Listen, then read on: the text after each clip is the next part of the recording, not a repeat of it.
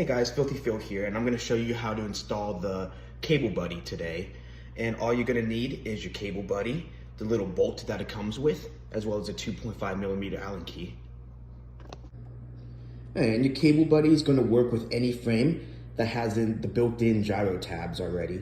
So it will eliminate the need for any Velcro brake strap, which we go ahead and take off right now. Alright, once you got your brake Cable Buddy put onto the frame, it should look like so, with the flat side going against the gyro tab like so.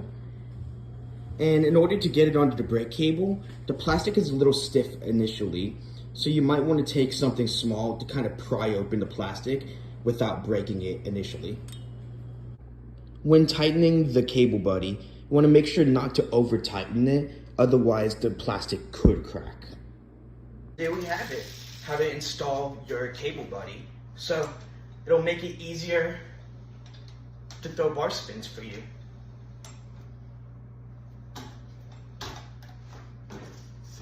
Thank you so much for watching this tutorial, and thank you again for your purchase.